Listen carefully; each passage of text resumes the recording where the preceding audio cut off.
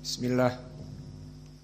Innal hamdalillah nahmaduhu wa nasta'inuhu wa nastaghfiruh wa na'udzu billahi min syururi anfusina wa min sayyiati a'malina may yahdihillahu fala mudhillalah wa may yudlil fala hadiyalah wa asyhadu an la ilaha illallah wahdahu la syarikalah wa asyhadu anna Muhammadan abduhu wa rasuluh amma ba'du.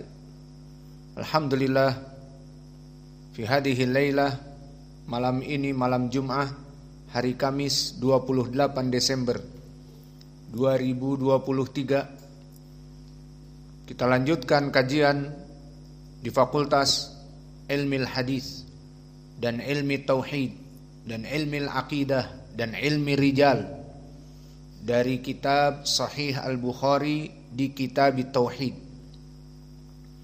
yang mana pada kesempatan hari ini kita masuk kepada pembahasan bab Allah berbicara dengan para malaikatnya, dengan para anbiya.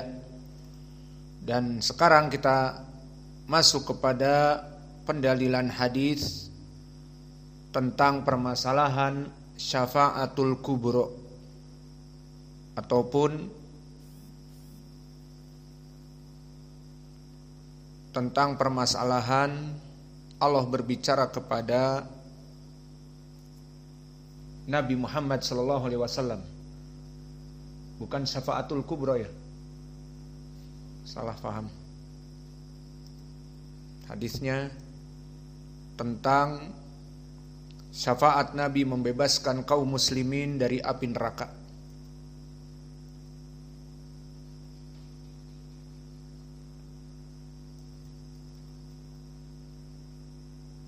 Naam, tentang itu. Pemberian syafaat Nabi kepada umatnya yang masuk api neraka atau penghuni api neraka. Maka dipersilahkan kepada ikhwanuna untuk mentasmi al-matan, barakallahu fikum.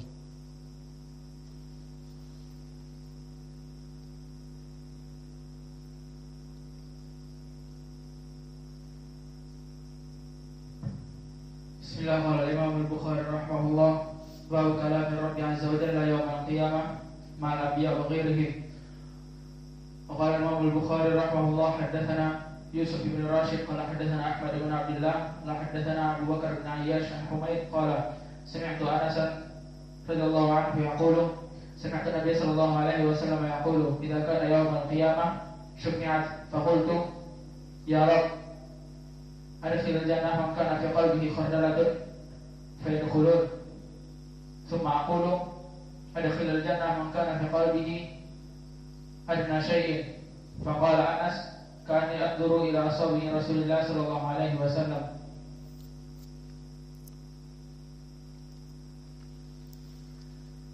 Bismillah. Qala Imam Al-Bukhari rahimahullah ta'ala, babu kalam Rabbi azza wa jalla yaum al-qiyamati ma'al anbiya wa ghairihim.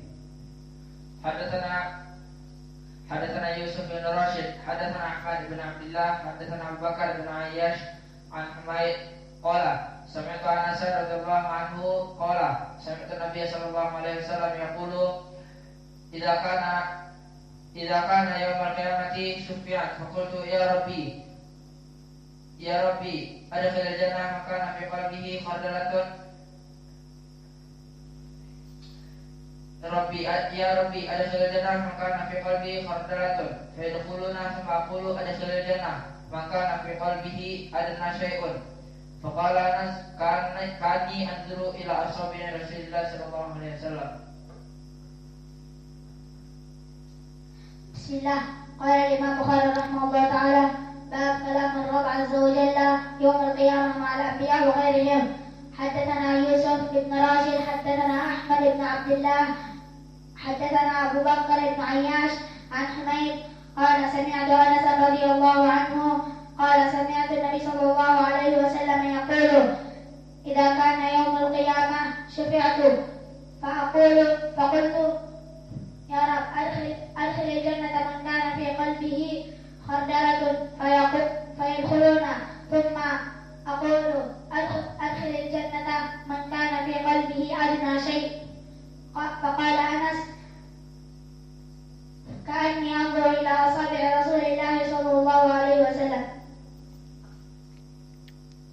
الله. قال الإمام البخاري رحمه الله تعالى حدثنا يوسف بن راشد قال حدثنا أحمد بن عبد الله قال حدثنا أبو بكر بن عياش قال عن حميد الطويل عن أنس قال سمعت رسول الله صلى الله عليه وسلم يقول إذا كان يوم القيامة شفعت فقلت يا رب أدخل الجنة من كان في قلبه مثقال ذرة فيدخل الجنة ثم أقول أدخل الجنة من كان في قلبه أدنى شيء. قال أنس كأني أنظر إلى أصابع رسول الله صلى الله عليه وسلم. بسم الله. قال الإمام البخاري رحمه الله تعالى باب كلام الرب عز وجل يوم القيامة مع أنبياء وغيرهم. حدثنا يوسف بن راشد حدثنا أحمد بن عبد الله حدثنا أبو بكر بن عياش عن حميد قال سمعت أنس قال سمعت النبي صلى الله عليه وسلم يقول إذا كان يوم القيامة شفعت فقلت يا رب أدخل الجنة من كان في قلبه خردل فيدخلون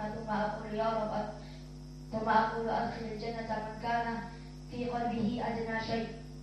فقال أنس كأني أنظر إلى أصابع رسول الله صلى الله عليه وسلم. Bismillah. Insyaallah ba'da salatil isya sisanya membaca hadis. Harus hafal, kalau tidak dipukul. Sekarang hadisnya panjang dan fawaidnya banyak, maka kita cepat-cepat memberikan kajian. Qala al-Imamul Bukhari rahimahullahu taala fi kitab tauhid. Haddatsana Sulaiman bin Harbin, haddatsana Hamad bin Zaidin, haddatsana Ma'bad bin Hilalin al-Anazi qala ijtama'na nasun min ahli al-Basrah fadahabna ila Anas ibn Malik.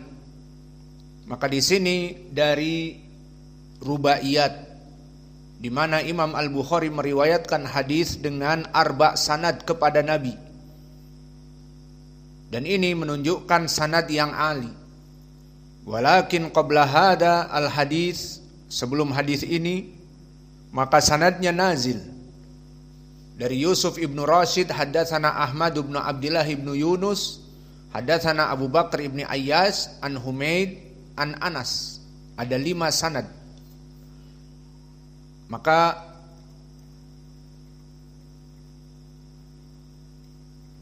begitupun di hadis yang sebelumnya, haddatsana Ahmad ibnu Ishaq haddatsana Amr ibnu Asim haddatsana Hammam haddatsana Ishaq ibni Abdillah sami'tu Abdurrahman ibni Abi Amroh dari Abi Hurairah, sanadnya 6. Kenapa? Di antaranya Al-Imam Al-Bukhari meriwayatkan dari gurunya, kemudian dari guru-gurunya, yang mana di antara gurunya dengan guru-gurunya Imam Al-Bukhari mendengar. Maksudnya seperti di hadis yang sebelumnya, bahwa Imam Al-Bukhari meriwayatkan dari Ahmad ibni Ishaq yang merupakan temannya di tabaqah yang sama, meriwayatkan dari Amr ibnu Asim, dan Syekh Al-Bukhari langsung juga meriwayatkan dari Amr ibnu Asim. Seperti di dalam hadis-hadis yang lain, bahwa Imam Al-Bukhari langsung meriwayatkan dari Amr ibnu Asim. Dan begitupun di dalam hadis kemarin dari Yusuf ibnu Rashid, haddatsana Ahmad ibnu Abdullah ibnu Yunus. Maka Al-Imam Al-Bukhari bisa langsung mendengar dari Ahmad ibnu Abdullah ibnu Yunus tanpa harus wasithah kepada Yusuf ibnu Rashid. Maka sanadnya menjadi nazil. Bertemu dengan Nabi harus 5 sanad atau 6 sanad. Adapun pada hari ini kita akan membaca hadis Anas yang sanadnya ali, karena semua guru-guru dari Imam Al-Bukhari dalam keadaan sanadnya tinggi, tidak meriwayatkan dari satu tabaqah yang sama. Maka di sini kita langsung kepada sanad agar nanti fokus kepada matan. Haddatsana Sulaiman bin Harbin. Maka Sulaiman ibnu Harb ibnu Bajil Al-Washihi Al-Basri Al-Azdi, maka dia dari Basrah, dari Irak. Dan dia adalah dari masyayikh Imam Al-Bukhari. Dan dia di atas derajat thiqah. Sulaiman ibnu Harb Al-Washihi telah dipuji oleh para ulama, seperti Ibnu Adi mengatakan khairun fadilun. Abu Hatim Ar-Razi mengatakan imamun min a'immatun minal a'immah kana la yudallis, tidak pernah mentadlis. Dan berkata Imam An-Nasa'i thiqatun ma'mun. Maka dua-dua rawi di sini, dan nanti akan kita bahas bahwa Imam An-Nasa'i dan Abu Hatim dari mutasyaddidin. Maka jika seseorang mutasyaddid di dalam penjarahan kemudian dia memuji rawi dengan pujian yang tinggi seperti di sini, maka ucapannya sangat diambil. Dan berkata Ya'qub ibnu Saibah As-Sadusi thiqatun sabtun. Maka lafaz-lafaz ini menunjukkan bahwa Sulaiman ibnu Harb di atas derajat thiqah. Kemudian meriwayatkan dari Hammad ibnu Zaid, dan Hammad ibnu Zaid ibnu Dirham Al-Azdi berarti Al-Basri juga, berarti dari Irak. Dan dia ma'ruf rawi yang di atas derajat thiqah. Dan tabaqahnya min kibar ats-tsaminah. Maka lihat Sulaiman ibnu Harb di tabaqah yang ke-10 dari gurunya Imam Al-Bukhari, meriwayatkan Hammad ibnu Zaid di tabaqah yang ke-8 dari itba'ut tabi'in al-wusta. Maka hidup di tabaqah yang ke-8 ini siapa saja? Misalnya Abdullah ibnu Mubarak, imam yang agung, dan Abdullah ibnu Wahab Al-Misri. Maka Hammad ibnu Zaid termasuk dari a'immati al-muslimin. Maka berkata Abdurrahman ibnu Mahdi, yang dia di bawahnya sedikit di tabaqah yang ke-9 ahlu jarhi wa ta'dil, Abdurrahman ibnu Mahdi mengatakan a'immatun nas fi zamanihim arba'ah. Maksudnya di zamannya dia imam itu ada 4. Pertama Sufyan Ats-Tsauri, kedua, dan dia di Kufah, kedua Imam Malik di Hijaz, ketiga Al-Auza'i di Syam, dan Hammad ibnu Zaid bil Basrah. Maka Basrah dengan Kufah sama-sama di Irak, namun negeri ini sedikit berjauhan dan merupakan negeri-negeri para ulama, sehingga disebutkan ulama Al-Kufah wa ulama Al-Basrah. Maka pada hakikatnya mereka dekat, masih di negeri Irak. Ini pengucapan Abdurrahman ibnu Mahdi, imam. Dia meyakini dan melihat di zamannya tidak ada imam kecuali 4 orang, menurut pendapat dia. Dan faedah, di zamannya dia ada juga Hammad yang sama-sama tabaqah ke-8 dan sama-sama Al-Basri. Maka dia adalah Hammad ibnu Salamah. Dan Hammad ibnu Salamah dia juga termasuk imam muhaddis. Namun jika dibandingkan dengan Hammad ibnu Zaid, maka Hammad ibnu Zaid lebih kuat.